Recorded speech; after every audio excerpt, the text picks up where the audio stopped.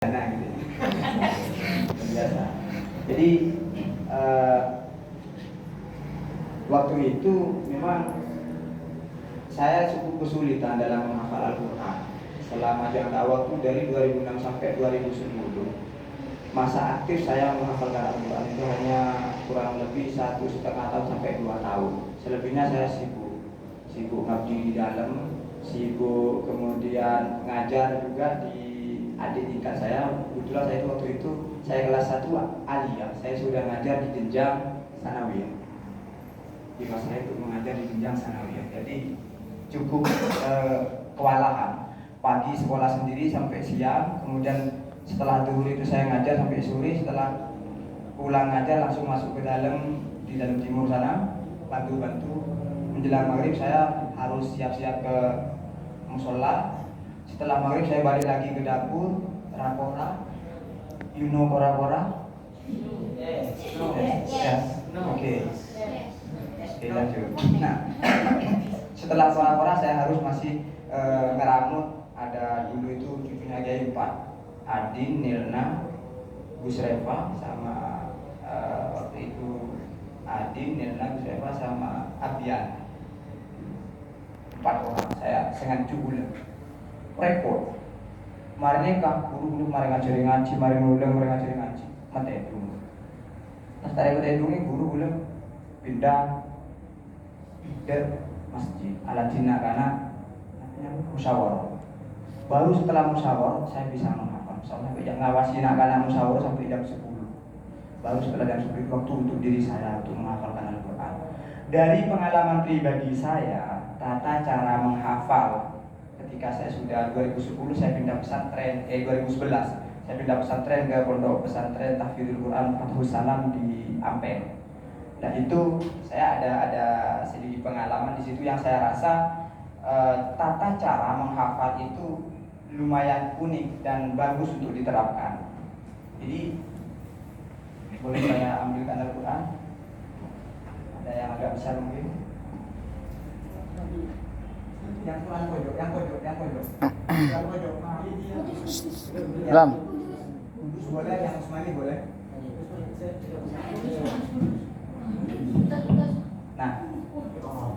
Nah, bisa bantu saya di sini, tidak apa-apa bantu saya di sini. Nah, biar sekalian terkenal.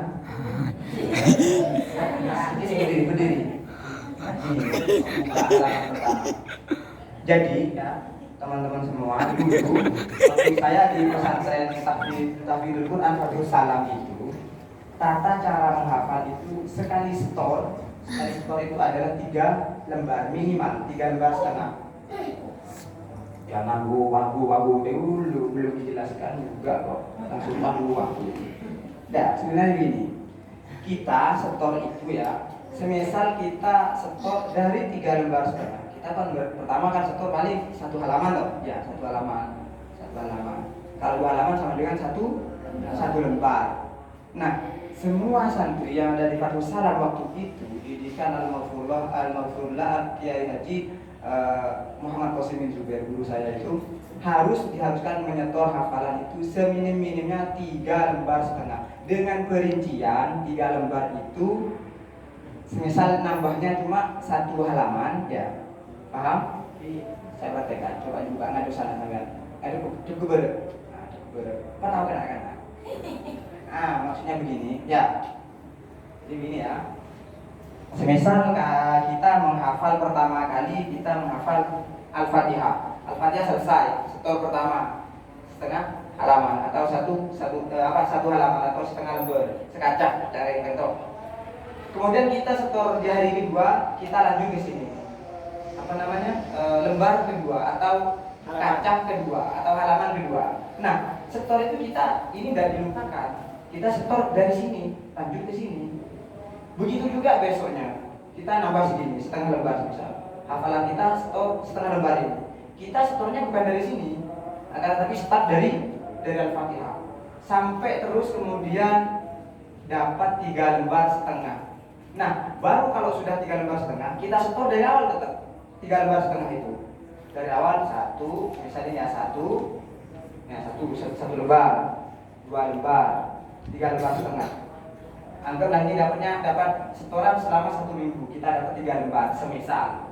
Kemudian maka di minggu berikutnya caranya adalah kita setornya kan semisal tadi sudah dapat berapa? 3 lembar ya, 1 minggu 3 lembar semisal. Nah, kalau mau nambah itu, misal kita nambah setengah lembar di sini, setengah halaman, atau kita nambah selembar, berarti yang harus kita setorkan berapa? Kita hitung. Di sini kita nambah berapa lagi? 1 lembar ya, 1 lembar. Berarti kita hitungnya setornya itu harus dari hitungannya 3 lembar setengah. 1 setoran baru, ya paham? 1 setoran baru, 1 lembar. Hitung ke belakang, 2, 3, kemudian setengah. Berarti kita start dari sini. Bisa lihat ya? Kita start dari sini. Jadi saya ulang, kita setor pertama bisa dipahami, mungkin serius dulu agak sedikit fokus dulu ya, kita fokus 5 menit aja gitu loh. Ini. Pertama kita setor tadi 1 minggu dapat berapa? 3 lembar ya. Kita dapat 3 berapa? 3 lembar atau 3 lembar setengah. Kita hitung. 1, 2, 3, 4. Nah, berarti ini sudah 3 lembar setengah sampai sini kan? 3 lembar setengah.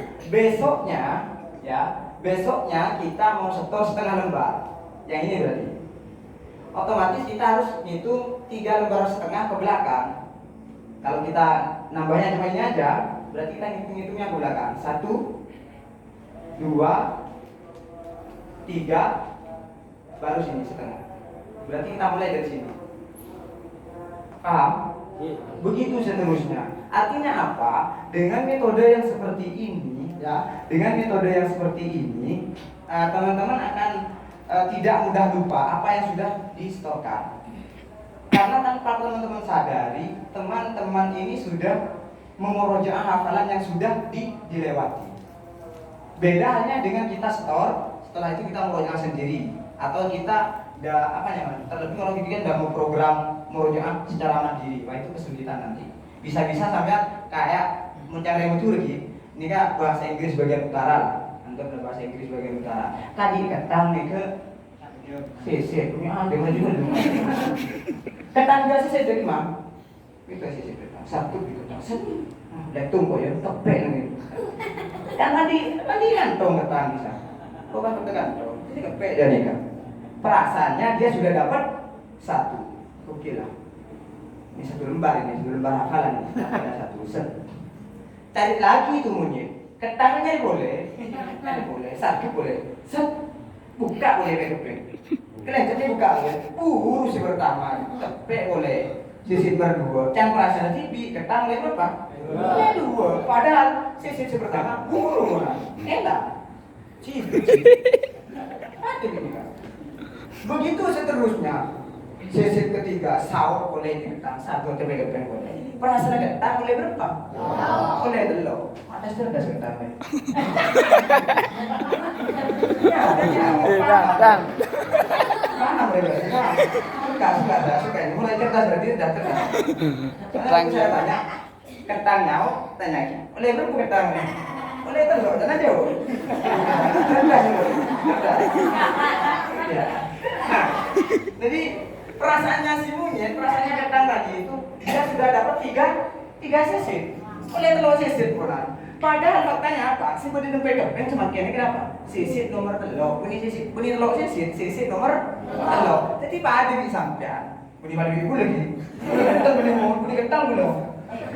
Pada di contoh nih contoh. Kita dapat yang boleh sambil contoh. Yang kan saya sambil contoh. Yang boleh. Nah, pagi sampai apa lagi dari kan? Kalau tidak dimurojaah dengan metode yang seperti tadi itu akan mudah lupa. Sesuai dengan sabda Rasul, ta'ahadul Qur'ana fa innahu asyaddu tafassiyan. Ada yang di redaksi yang lain memakai asyaddu tafallutan minal ibili fi unqi. Pegangilah Al-Qur'an itu dengan kuat. Karena apa? Karena Al-Qur'an itu lebih gesit, lebih liar daripada unta. Cancang itu maksudnya etalen. Kadik sapi kan biasanya congat, etalen tarik ke kanan, tarik ke kacer, itu namanya cancang bahasa Jawanya. Lebih liar dari itu. artinya apa? Akan sangat-sangat mudah sekali untuk hilang kalau tidak di murojaah. Maka pesan saya sebagai orang yang terlebih dahulu mengalami proses bagaimana untuk kemudian menjadi seorang hafid dari titik nol sampai kemudian khatam 30 juz, setelah khatam 30 juz untuk melancarkan seperti apa caranya? Caranya seperti tadi. Mungkin kalian akan merasa berat 1, 2 atau sampai 1 bulan. 1 minggu, 2 minggu, 3 minggu sampai 1 bulan itu masih merasa berat mungkin karena belum terbiasa. Tapi nanti kalau sudah terbiasa, kalian akan mudah mengaplikasikan metode tersebut. Apa? Mulai biasa, nyaman. Malah meskipun tanpa murojaah, hafalannya tadi itu lo cepet lupa ya. Paham ya? Iya. Coba saya tunjuk satu, cukup satu.